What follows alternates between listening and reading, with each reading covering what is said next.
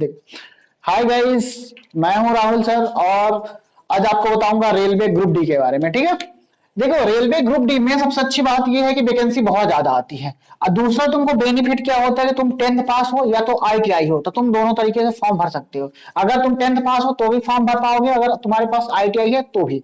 तो देखो इसका एग्जाम मतलब एप्लीकेशन फॉर्म जो है तो स्टार्ट हो चुका है 23 तारीख, पहला महीना 2025 मतलब जनवरी में। ठीक है, और लास्ट कब होगा देखो, ये लास्ट डेट है 22 तारीख दूसरा महीना 2025 मतलब फरवरी में 22 फरवरी को तुम्हारा ये जो फॉर्म फिलअप है वो बंद हो जाएगा। तो सबसे पहले तुमको क्या करना, फॉर्म फिल कर लेना है, देख लेना तुम्हारे पास 10th पास है कि आईटीआई है।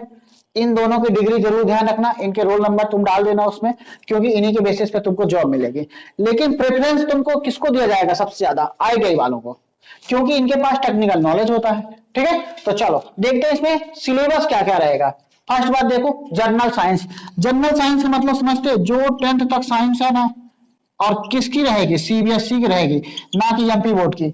तो जो सीबीएसई की 10th की साइंस की बुक है ना, अगर तुम उसको पढ़ लोगे ना, तुम्हारे 25 क्वेश्चन और 25 नंबर परफेक्ट आएंगे।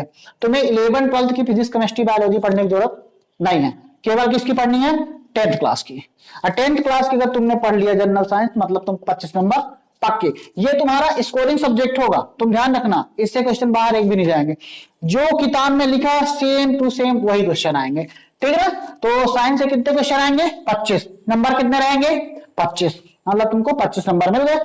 सेकेंड देखो हमारे पास मैथमेटिक्स। मैथमेटिक्स समझो जनरल, पहली से लेकर 10th तक जो मैथमेटिक्स आएगी ना वही रहेगी, पहली क्लास से 10th क्लास तक। ये मत सोचना कि 11th की आएगी। ठीक है, तो यहां से तुम्हें कितने नंबर मिलेंगे, 25 क्वेश्चन यानी 25 मार्क्स तुमको मिल गए। ठीक है, थर्ड में आओ general intelligence and reasoning. General intelligence का मतलब तुम ऐसा समझो तर्क शक्ति, तुम्हारी मेंटल एबिलिटी, जैसे ब्लड रिलेशन का तुम नाम जानते होगे, कोडिंग डिकोडिंग सिलोजिज्म, ये सारे सारे किस में आते हैं, जनरल इंटेलिजेंस। अब तुम देखो इसके कितने क्वेश्चन आएंगे, 30 क्वेश्चन आएंगे और मार्क्स कितने तुमको मिलेंगे, 30। तो मैं तुमको एक बात बता दूं, ये जो साइंस है, मैथमेटिक्स है और जनरल इंटेलिजेंस, इसी में तुम मार्क्स को गेन करोगे। क्यों, क्योंकि बात ये होती है कि जो general awareness and current affairs होता है, इसमें पता है क्या क्या तुम्हें पढ़ना पड़ेगा। इस 20 क्वेश्चन के लिए हिस्ट्री भी पढ़ोगे, पॉलिटी भी पढ़ोगे, जियोग्राफी भी पढ़ोगे और करंट अफेयर्स भी पढ़ोगे। तो अगर तुम 4 सब्जेक्ट पढ़ के तुमको अगर 20 नंबर आ रहे हैं तो ये समझ लो बहुत मुश्किल है। लेकिन अगर तुम 10th की साइंस बस पढ़ लोगे तुमको 25 नंबर मिल जाएगा। 10th तक की अगर तुम मैथ पढ़ लोगे 25 नंबर मिल जाएगा। अगर और 10th की तुम देखो रीजनिंग, मतलब जो भी तर्क शक्ति है उसको अगर पढ़ लोगे तुमको 30 मार्क्स मिल जाएंगे। तो तुम्हारा स्कोरिंग सब्जेक्ट कितने हो गए, ये तीनों हो गए कि नहीं हो गए। अब तुमको सिलेक्शन के लिए कितने मार्क्स चाहिए, 100 में से हमारे पास टोटल क्वेश्चन कितने हो गए, टोटल क्वेश्चन 100 है, मार्क्स में हमारे पास 100 है। लेकिन अगर तुमको नौकरी चाहिए तो तुमको इतना नंबर लाना पड़ेगा, 80 मार्क्स। अब मान लो तुम्हारा 80 आ गया, तुम्हारा कंफर्म 100%, जिस जोन से चाहोगे तुम्हें उस जोन से नौकरी मिल जाएगी और जिस पोस्ट में तुमको चाहिए। हाँ, और दूसरी बात मैं तुमको एक बात बता दूं, अगर तुम्हारे 80 नंबर आते हैं तो तुमको कोई भी नहीं निकाल सकता, कोई भी।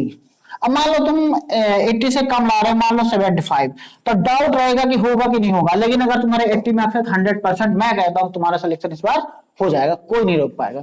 अब इसको तुम करोगे कैसे, सबसे ज्यादा जरूरी तो मैनेज कैसे करेंगे, मैं तुमको एक राय दूंगा। देखो साइंस में मेरा मानना है कि तुम 22 क्वेश्चन कर लोगे। कितने क्वेश्चन कर लोगे साइंस में, मैं ये नहीं कहता कि तुम 25 में 25 करोगे, लेकिन 22 क्वेश्चन तुम कर लोगे। मैथमेटिक्स जो आएगी ना 10th लेवल की आएगी, मेरा मानना है इसमें भी तुम 22-23 क्वेश्चन कर लोगे। मेरे को तो ऐसा लगता है, क्योंकि बहुत सरल होता है, 10th बेस पे आता है। ठीक है, तो 23-22 कितना हो गया, 50 मार्क्स हो गए कि नहीं हो गए, मेरे पास हो गए कि नहीं हो गए, नहीं सॉरी, हाँ 45 मार्क्स हो गए।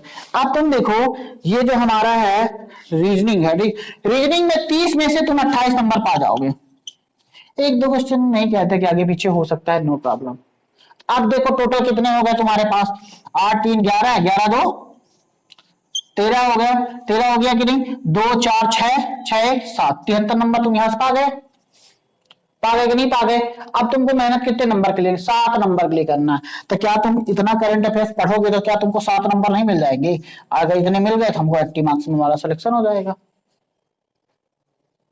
ठीक है। अब माइनस, देखो हाँ माइनस मार्किंग की बात कर रहे थे ना, कहानी ये है कि तुम जैसे 1/3 होता है तो तुम समझने की कोशिश करो। मान लो तुमने 9 क्वेश्चन क्या किए हो गलत, ठीक है, और तुम 10 क्वेश्चन मान लो क्या किए हो सही, ठीक है ना। 1/3 का तुम मतलब समझो, तुमने 9 क्वेश्चन गलत किए हैं, 10 क्वेश्चन क्या होगा तुम्हारे सही, तो तुम्हें 9 में क्या करना पड़ेगा, 9 में 3 का डिवीजन करोगे 3 आएगा, तो तुम 10 माइनस 3 बराबर तुम्हारे 7 मार्क्स मिलेंगे, मतलब 3 मार्क्स कट जाएंगे। इस बात को तुम ध्यान रखना, ठीक है। तो माइनस मार्किंग का ये कॉन्सेप्ट होता है, ठीक है। Thank you.